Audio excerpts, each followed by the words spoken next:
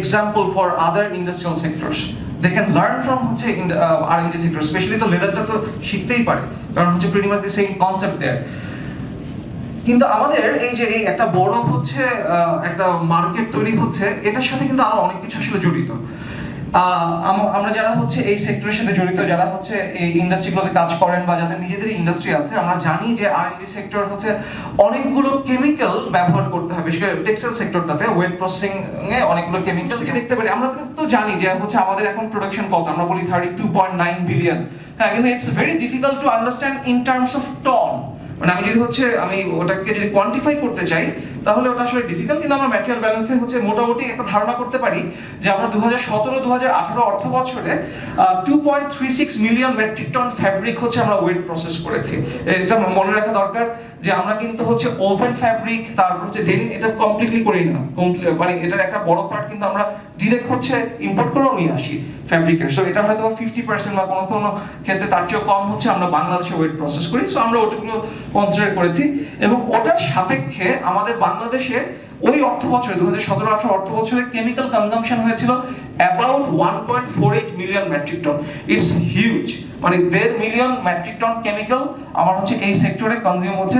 এবং আমরা অনেকেই হয়তো খেয়াল করিনি, এই সেক্টরটাই কিন্তু এখন বাংলাদেশের সবচেয়ে বড় কেমিক্যাল কনজিউমার। অন্যান্য আরো অনেক যে বিসিক যেটা আছে, যারা আসলে কেমিক্যাল কর্পোরেশন, তাদেরও হয়তো মাথায় নেই, ওদের চেয়েও বড় হয়তো আমাদের টেক্সটাইলটা হয়ে গেছে। মানে ওদের তো থিওরিটিক্যালি কেমিক্যাল নিয়ে কাজ করার কথা ছিল, কিন্তু টেক্সটাইল এখন ওদের চেয়ে বেশি কেমিক্যাল নিয়ে হচ্ছে ডিল করে। এবং আমরা যদি টাকাতে কনভার্ট করলে আমরা দেখতে পাই যে এক বছরে আমাদের কেমিক্যাল কনজাম্পশন হচ্ছে 17,000 কোটি টাকা। সো আমরা হচ্ছে যেই পরিমাণ টাকা আসলে আর্ন করছি, তার একটা বড় টাকা কিন্তু বৈদেশিক মুদ্রা হিসেবে আবার বিদেশ চলে যাচ্ছে। হ্যাঁ, সো একটা তো হচ্ছে আমার এই হচ্ছে 1.5 মিলিয়ন মেট্রিক টন হচ্ছে আমার প্রতি বছর বাংলাদেশে ঢুকছে, ওটা একটা সেফটি এবং সিকিউরিটির ব্যাপার থাকে। আর একটা হচ্ছে যে আমার এখানে একটা বড় হচ্ছে বৈদেশিক মুদ্রা চলে যাচ্ছে। আমি কিছু এক্সাম্পল দিই, যেমন আমার হচ্ছে শুধু নিট প্রসেসিং এ আমার হচ্ছে বছরে 3,000 টন এনজাইম লাগে, কারণ আমাদের এনজাইম ওয়াশের কয়েকটা স্টেজ থাকে। আমার পক্ষে কিন্তু হয়তো এখন 3,000 টন পার ইয়ার কিন্তু আসলে কিছুই না। আমরা যারা কেমিক্যাল ইঞ্জিনিয়ার আমরা জানি it's only 10 ton per day.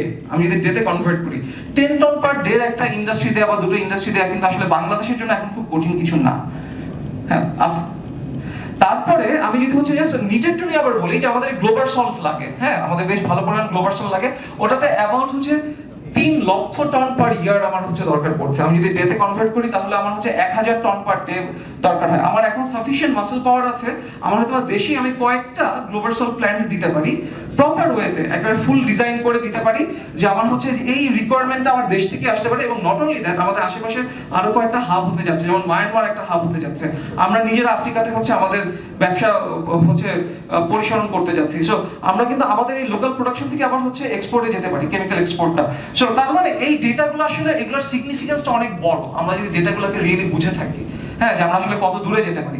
এখন আমি যদি হচ্ছে পলিউশন ইম্প্যাক্টে আসি, যে এই যে 1.5 মিলিয়ন মেট্রিক টন, এটার তো একটা বড় পার্ট শেষ পর্যন্ত হচ্ছে আমার ওয়েস্ট স্ট্রিমেই হচ্ছে যাচ্ছে। এবং আমরা যদি খুব কনজারভেটিভ হচ্ছে এস্টিমেট করি, তারপর আমরা দেখি যে আমাদের বছরে আমরা একটা হিউজ পরিমাণ, যেমন হচ্ছে কনজারভেটিভ এস্টিমেট থেকে 200 মিলিয়ন মেট্রিক টন এফ্লুয়েন্ট আমরা জাস্ট একটা অর্থ বছরে হচ্ছে ডিসচার্জ করতে হয়, যেটা হচ্ছে বিওডি সিওডি যে পলিউশন ইন্ডিকেটিং প্যারামিটারগুলো, ওগুলো প্রচন্ড হাই। তার বাইরে আমাদের হচ্ছে ইটিপি থেকে স্লাজ তৈরি হয়, এবং আমরা বছরের পর বছর আমরা বছরের পর গত 5-6 বছর ধরে আমরা বলছিলাম যে বায়োলজিক্যাল ইটিপি থাকতে হবে, যেটা হচ্ছে স্পিরিটটা was really fine, really nice. হ্যাঁ, কারণ বায়োলজিক্যাল ইটিপির ওটার হচ্ছে আমার অপারেশন কস্ট কমে যায়, তারপর ওটা রেগুলার রান করতে হয়, ওটা আমি সুইচ অন অফ করতে পারি না। কিন্তু যেটা হয় বায়োলজিক্যাল ইটিপিতে আমার হিউজ পরিমাণ অ্যাসিড ব্যবহার করতে হয়। সো আমার যে স্লাজটা থাকে, ওই স্লাজে আমরা হচ্ছে অ্যানালাইসিস করে দেখেছি অন্যান্য টক্সিসিটির সাথে আপ টু 70% সালফার ট্রাইঅক্সাইড থাকে। যারা কেমিস্ট্রি ব্যাকগ্রাউন্ডের, তারা সাথে সাথেই হচ্ছে মাথার মধ্যে খেলা করবে যে এই সালফার ট্রাইঅক্সাইড কিন্তু খুব ইজিলি সালফিউরিক অ্যাসিড আবার রিকনভার্ট হতে পারে। সালফার ট্রাইঅক্সাইডের সাথে যদি আমরা যেই মাত্রা আমার পানির সংস্পর্শে আসছে, আমরা স্লাজগুলো এখন কি করি, বিভিন্ন পিটে ডাম্প করি, পানির সংস্পর্শে আসলে কিন্তু ওটা আবার সালফিউরিক অ্যাসিডে কনভার্ট হচ্ছে। কেউ কি আমাদের জিআইজেড এর বন্ধুরা এসেছেন কিনা জানি না, তাদের আসার কথা। আচ্ছা, হ্যাঁ, সো আমাদের হচ্ছে ওনারা একটা বড় রকমের ইনিশিয়েটিভ চালাচ্ছেন যেটা হচ্ছে ইনসিনারেশন করা, এবং হচ্ছে রিয়েলি হচ্ছে ভেরি গুড প্র্যাকটিস। কিন্তু এই আবার একটা সমস্যা রয়ে গেল, আমি যেহেতু আমার আপস্ট্রিমে অলরেডি অনেক কেমিক্যাল ব্যবহার করে ফেলেছি, আমার অলরেডি সালফার ট্রাইঅক্সাইড আছে, আমি যখন বার্ন করবো ওটা কিন্তু সালফার গ্যাস হিসেবে যাচ্ছে, এবং এট সাম পয়েন্টে ওটা হচ্ছে আমার অ্যাসিড রেইন হিসেবে আবার ব্যাক করবে অ্যাটমসফিয়ারে। হ্যাঁ, আমি যদি 800 ডিগ্রি অথবা 1200 ডিগ্রিতে যখন ইনসিনারেট করি, এটা কিন্তু হচ্ছে আমি কিন্তু এলিমিনেট করতে পারছি না। So the only way is the elimination from the source rather than using. হ্যাঁ, এটা আসলে অন্য মানে আমরা একটা প্রবলেম সলভ করতে গিয়ে আরেকটা প্রবলেমের দিকে আসলে যাচ্ছি ধীরে। এবং এর বাইরেও হচ্ছে এই যে এই 1.5 মিলিয়ন মেট্রিক টন হচ্ছে কেমিক্যাল, এটা কিন্তু আমার হচ্ছে ওয়াটার ফুটপ্রিন্ট বাড়িয়ে দিচ্ছে। আমরা এতদিন খুব কনসার্ন ছিলাম কার্বন ফুটপ্রিন্ট নিয়ে, কিন্তু এখন আস্তে আস্তে আমরা কনসার্ন হচ্ছি ওয়াটার ফুটপ্রিন্ট নিয়ে। এই যে যে ডেটাগুলো আছে এগুলো কিন্তু আমাদের বাংলাদেশের অ্যাপিয়ারেলের ডেটা, আমরা নিজেরা ক্যালকুলেট করেছি যে বাংলাদেশের একটা টি শার্ট তার ওয়াটার ফুটপ্রিন্ট হচ্ছে 4510 লিটার একটা টি শার্ট করতে। তাহলে আমার হচ্ছে পুরো আমার যে হচ্ছে ওর লাইফ সাইকেলটা, ওই লাইফ সাইকেলে 4510 লিটার হচ্ছে ওয়াটার আমার হচ্ছে ইউজ হচ্ছে। সেটা আমি ব্লু বলি, গ্রে বলি অথবা গ্রিন ওয়াটার ফুটপ্রিন্ট বলি, কিন্তু এইটার সাথে কিন্তু আমার কেমিক্যালও জড়িত। শার্টের জন্য হচ্ছে অ্যারাউন্ড 2200 লিটারের মতো, সিঙ্গেল বেডশিট 7000 এর উপরে, পেয়ার অফ জিন্স, এই যে আমরা অনেকে হয়তো আজকে জিন্স পরে এসেছি বা রেগুলারলি পরি, ওটার ওয়াটার ফুটপ্রিন্ট কিন্তু প্রচন্ড বেশি, অলমোস্ট 10,000। মানে একটা জিন্স তৈরি করতে ওর লাইফ সাইকেল হচ্ছে 10,000 লিটারের মতো হচ্ছে আমার ওয়াটার কনজিউম হচ্ছে অথবা হচ্ছে ওয়েস্টেজ হচ্ছে। এখন আমাদের হচ্ছে তাহলে পলিসিটা কি, আমাদের এক্সিস্টিং পলিসিগুলো আমরা কোন পলিসিতে হচ্ছে কাজ করছি, আমাদের ডুজ এন্ড ডোন্টস গুলো কি কি।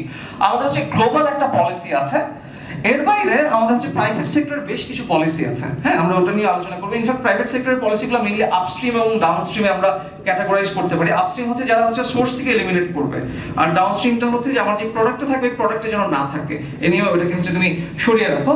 এর বাইরে হচ্ছে ন্যাশনাল আমার যে হচ্ছে পলিসিটা আছে, আসলে নেই ন্যাশনাল পলিসি।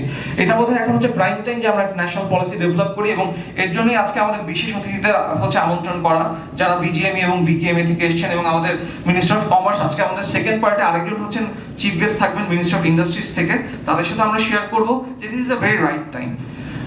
যে আমরা যদি দেখি যে আমাদের গ্লোবাল যে পলিসিটা আছে সেটা হচ্ছে ইউনাইটেড নেশনস এনভায়রনমেন্টাল প্রোগ্রাম, ওটার আন্ডারে the strategic approach to international chemicals management, SAICM, ওটা বলছে the sound management of chemicals is essential if we are to achieve sustainable development, including the eradication of poverty and disease, the improvement of human health and the environment, and the elevation and maintenance of the standard of living in countries at all levels of development. তারপরে প্রত্যেকটা স্টেজে আসলে আমাকে হচ্ছে chemical সেফটিটাকে ensure করে আসতে হবে for sustainable development. এবং এটার হচ্ছে স্কোপটাও বেশ ওয়াইড, এটা এনভায়রনমেন্টাল, ইকোনমিক, সোশ্যাল, হেলথ এবং labour aspects of chemical safety নিয়ে কাজ করে। আমরা হয়তো কেউ কেউ শুধুমাত্র অকুপেশনাল হেলথ এন্ড সেফটি নিয়ে কাজ করি, কেউ কেউ শুধুমাত্র এলিমেন্টাল নিয়ে কাজ করি, কিন্তু এই SAICM ও বলছে না পুরোটা নিয়ে কাজ করতে হবে। কেমিক্যাল সেফটিটা আসলে অনেক ব্যাপক, এবং খুব হচ্ছে আশাব্যঞ্জক ব্যাপারটা হচ্ছে বাংলাদেশ কিন্তু অলরেডি এটার সিগনেচারি। সো আমরা যদি কখনো আমাদের হচ্ছে ন্যাশনাল পলিসি ডেভেলপ করতে চাই, we already have the platform, আমরা জাস্ট এটার উপর কাজ করা শুরু করতে পারি। এর বাইরে আমাদের হচ্ছে প্রাইভেট সেক্টরে বেশ কিছু ইনিশিয়েটিভ আছে। একটা হচ্ছে যে world business council for sustainable development, ওটার কেমিক্যাল সেক্টর SDG রোডম্যাপ। এরা হচ্ছে আপস্ট্রিমের ওদের পলিসি, ওরা হচ্ছে যারা প্রোডিউসার, যারা কেমিক্যাল প্রোডিউস করে তাদের সাথে মিলে কাজ করে। ওদের কনসেপ্টটা হচ্ছে প্রোডাক্টস, প্রসেসেস এন্ড পার্টনারশিপ এবং রোড টু 2030। ওদের টার্গেট হচ্ছে 2030 এর মধ্যে হচ্ছে ওরা ক্লিন কেমিস্ট্রি বা ক্লিন কেমিক্যাল গুলোকে মোর ইন্ট্রোডিউস করবে, হ্যাঁ, এবং লেস ক্লিন গুলোকে হচ্ছে সরিয়ে নিয়ে যাবে। তার সাথে অ্যাডিশনালি আছে together for sustainability TFC initiative. It is the joint initiative of chemical companies founded in 2011 to develop and implement a global program to assess, audit and improve sustainability practices within the supply chains of chemical industry. এর বাইরে recently বাংলাদেশে বেশ popular যেটা হচ্ছে সেটা হচ্ছে ZDHC, zero discharge of hazardous chemicals. এটাও private. এদের হচ্ছে কনসেপ্টটা হচ্ছে ওরা ডিটক্স, গ্রিনপিস থেকে ওদের ব্যাকগ্রাউন্ডে ওরা হচ্ছে গ্রিনপিস একদিন, এটা হিস্টোরিটা আপনারা অনেকেই জানেন, তারপরে শেয়ার করি। গ্রিনপিস একদিন পেলো যে একটা জায়গায় রিভার পলিউশন হয়েছে এবং ক্ষয়ক্ষতি হয়েছে, ওরা ব্যাকগ্রাউন্ড চেক করতে গিয়ে দেখে রিভার পলিউশনটা হয়েছে আসলে টেক্সটাইল পলিউশনের জন্য। তখন ওরা ব্র্যান্ডের সাথে যোগাযোগ করে এবং আস্তে আস্তে ওরা হচ্ছে ZDHC ফাউন্ডেশনটা ফর্ম করে। ওদের হচ্ছে কনসেপ্টটা হচ্ছে যে রোড ম্যাপ টু জিরো, ওরাও জিরোতে চলে যাবে, এবং ইমপ্লিমেন্টেশন অফ সাস্টেনেবল কেমিস্ট্রি এই জিনিসটা। এবং এটা শুধু যে টেক্সটাইল নিয়ে তা না, এটা হচ্ছে লেদার এবং ফুটওয়্যারের জন্য হচ্ছে তারা কাজ করছে। আর এর বাইরেও আমরা জানি যারা হচ্ছে ব্র্যান্ড আছেন তারা হচ্ছে বিভিন্ন সময় ওদের নিজেদের কাস্টমাইজ বিভিন্ন হচ্ছে ওদের ইয়ে থাকে, পলিসি থাকে। যেমন হয়তো ওরা বললেন যে care for water, care for fibre, so এরকম অনেকগুলো পলিসি চলে আসে। আমি নিজে যেহেতু ইন্ডাস্ট্রির সাথে কাজ করি, আমি মাঝে মাঝে দেখতে পাই ইন্ডাস্ট্রির জন্য এটা আসলে অনেক কঠিন হয়ে যায়, যে এক একটা ব্র্যান্ড এক এক রকমের পলিসি, সবগুলোকে কমপ্লাই করা হয়, তো সবগুলো ডেটেই আছে, কিন্তু হচ্ছে ওটার জন্য রিপোর্টগুলোকে ওরকম করে আবার তৈরি করে নিয়ে আসাটা।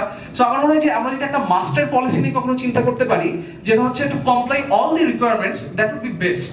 হ্যাঁ, যে একটা যদি সিঙ্গেল পলিসি থাকে, এবং এখানে মনে হয় বিজিএমইএ এবং বিকেএমইএ হচ্ছে নেগোসিয়েশন পাওয়ারটারও একটা ব্যাপার চলে আসে, যে আমরা হচ্ছে একটা যদি মাস্টার পলিসি রাখতে পারি বাংলাদেশের জন্য, যে তাহলে হচ্ছে এটাই আমাকে গ্রিন সিগন্যালটা দিবে।